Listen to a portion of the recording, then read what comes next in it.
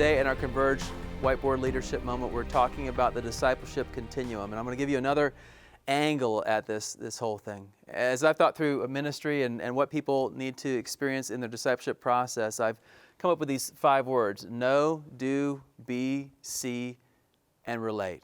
Know has to do with knowledge, and do has to do with skill, be has to do with character, see has to do with vision, and relate is relating it to others, passing it on to another generation, or reproducing it in the lives of others. I was a soccer coach when I was younger, and I wasn't a very good soccer coach, but I knew a few things about it.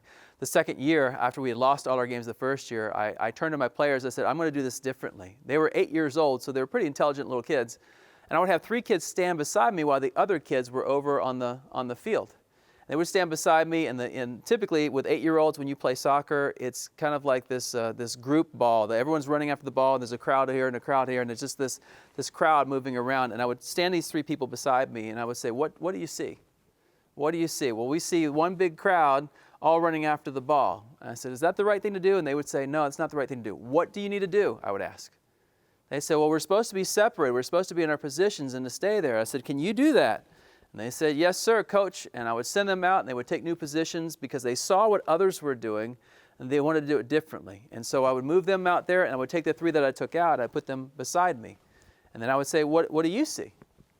And they would say, I see people, they're not spacing, or they're not passing, or they're moving backwards, whatever. And I would coach the kids to see what I saw and then do what I say.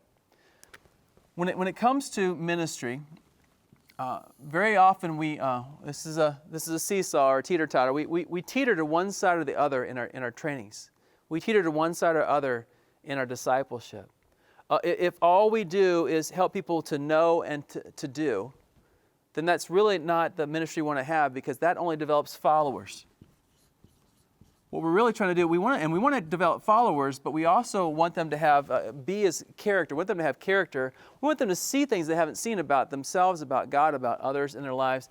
We want them to relate those things, be able to take those things and pass it on to others who will teach others as well. Followers lean to the left, but leaders, true disciples, lean to the right. It's not an either or. It's a both and. Let me show you this. When you're thinking about how to disciple people, they need to know, do, and be, see, and relate. And they need to relate to different types of people. They need to relate to God, to themselves, to their family, marriage and family, to the church, people inside the church, and to the world. You may want to think about, in any kind of discipleship topic, what does this say, and what do I need to know, do, be, see, and relate when it comes to each one of these relationships that God has given us? So let's say, for example, when it comes to finances, what do they need to know about God when it comes to finances? They need to know that God is a generous God. What do they need to do? Well, we could talk about giving and tithing.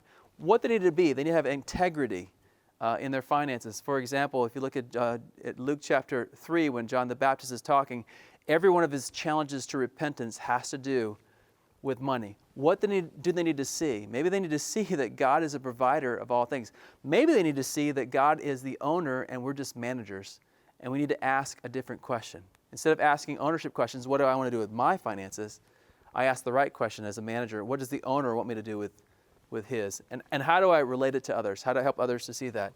When it comes to self, maybe on the area of money, you want to think through, what do I need to know about myself? Well, I'm greedy. I'm naturally greedy. I'm a natural born sinner.